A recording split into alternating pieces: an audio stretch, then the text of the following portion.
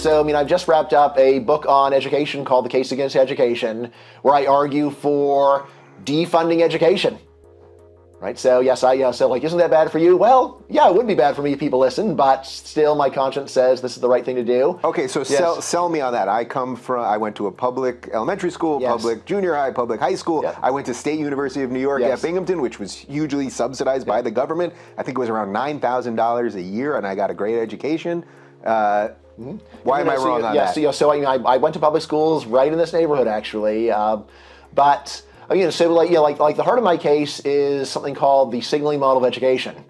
So this is a fancy term for a common sense idea. It just says that a lot of the reason why education pays is not that it's teaching useful job skills, but rather you're jumping through hoops to show off for employers.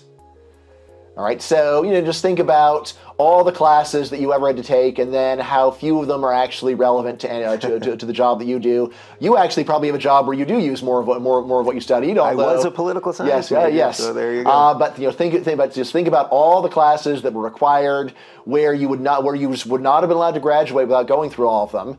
So I always have this example. Imagine you're like one Aristotle class short of college graduation, and yet you want to finish that class. Why? Because you're going to use the Nicomachean ethics and on the job? Probably not. Rather because you want that diploma, and employers are like many employers will just throw your application right in the trash unless you have that diploma. But do you lose something doing it your way because of just a certain breadth of knowledge? Now, I'm not saying that every class should be mandated, and of course they stick you in things that shouldn't be necessary, but just that in terms of college specifically, that's where you should get a broad sense of knowledge. Would that be at risk then? Well, here's the thing. It's not at risk because almost no one gets it now. That is the harsh truth, is that if you just go and look at what graduates of the current system know, it is next to nothing. Right? So there have been some great nationally representative surveys of what American adults know about government, about history, about economics, and the answer is they know next to nothing. So if we were to defend the system saying that people need breadth of knowledge, well, it's not a defense of the current system because this current system has not given it to them.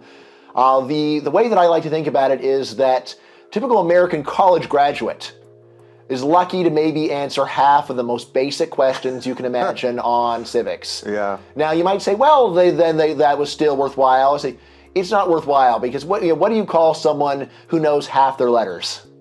What do you call someone who knows half their letters? An idiot? Illiterate. If you know half your letters, you are illiterate. You're not half literate if you know half your letters. You are illiterate because you cannot read. Similarly, say if you know half the basic facts about U.S. history or about American government, you don't know half of what you need to know. You just don't know it at all. If you think there are you don't have a clue. If you think there are 1.5 branches of government, we're in a lot of trouble. You just don't have a clue about what's going on. And that's what the current system has given us. So when people say, wouldn't this be a disaster? I say, well, you might say the current system is a disaster, but what I'm proposing wouldn't be worse.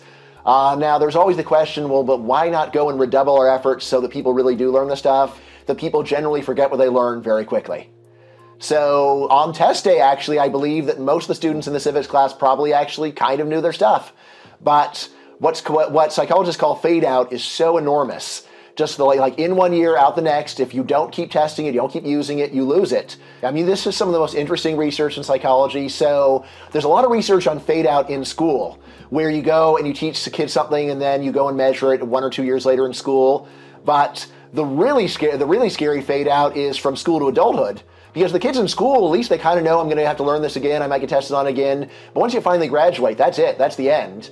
So there's a fantastic study of retention of higher mathematics throughout life. And algebra and geometry. Within a couple decades, most people took those classes are back to where they were before they even actually started the classes. The only people who remember their algebra and geometry are people who go all the way up to calculus. So if you go all the way to calculus, then you go and retain algebra and geometry for the rest of your life.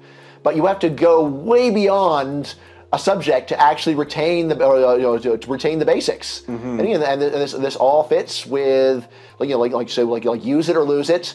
Or Tiger Mom Made Me Chew has a great slogan, every day you don't practice is the day you get worse. So this does go with, well, so why bother teaching people things they're just going to forget anyway? So this is part of my critique of what's wrong with throwing so much money at education. Now of course none of this denies that schools do teach some useful material, But again, my view is, all right, again, so like for the useful material, like most people can pay for it, most people's parents can pay for it. And then if there's going to be any role for government, let it be for the small minority of kids whose parents are not able to take care of them or charity's not taking care of them. And then for just that last sliver of people, like if there's going to be a role for government, let it be that. So don't throw money at a problem. There's going to be money, let it be narrowly targeted to give, to be mindful that you are taking money from taxpayers without their consent.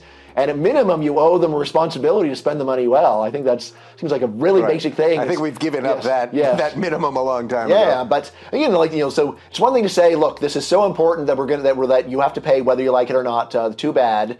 But then go and spend that money heedlessly. That seems like a true human rights abuse to take someone for money at gunpoint and then just blow it.